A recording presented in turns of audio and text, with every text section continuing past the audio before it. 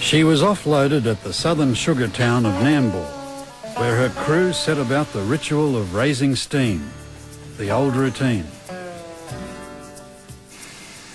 But what lay ahead no sugar train had ever faced before, a 2,000-kilometre haul way up the coast to where the sugar rails end, in a 50-year-old loco. So they oiled her and provisioned her, and christened her Bundy, after the sugar town where she was built. A final polish and they climbed aboard and said, "Bundy, let's go."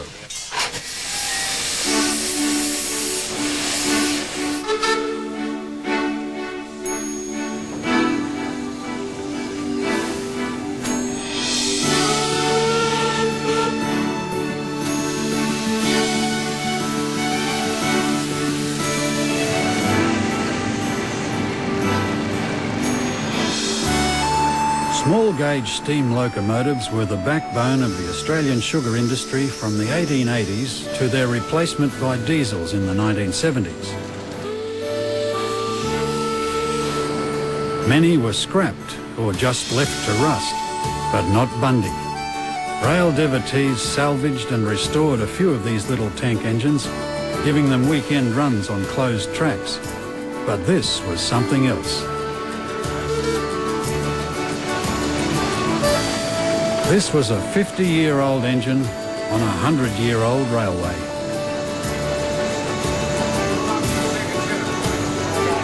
The long ribbon of fertile land that runs up Queensland's Pacific coast grew up on sugar. In the glory days of steam, roads were bad or non-existent. River and rail were the kings of heavy transport.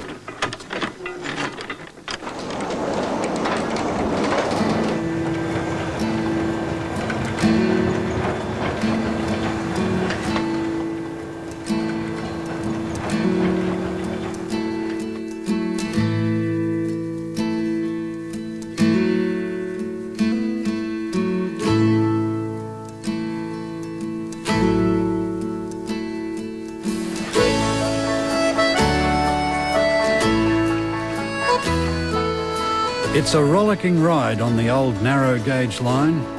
The rails are only an arm's length apart, but they carry remarkable loads. Modern sugar diesels may be bigger and stronger than Bundy, but they're just the evolution of an idea that started when the sugar pioneers laid the first temporary rails across their paddocks. Amid the dirt and dust of the cane fields, where men hefted the whole-stick cane and sweated in the high tropical heat, horses hauled the harvest on a makeshift line to the railhead. The arrival of a loco like Bundy to whisk the cane away to the mill was like the coming of a miracle. The Milliquin Mill still stands on the Burnett River to salute Bundy as she comes steaming back into the lives of the locals who once drove the sugar trains. And they well remember Bundy and her sisters on their good days and their bad. It's been 22 years. It's brought back a lot of memories. You know, when you had to work these things for real, yeah, at the start of the week they were good, but by the end of the week when you had dirty water and they were priming, they were a real curse to sort of walk onto, and you'd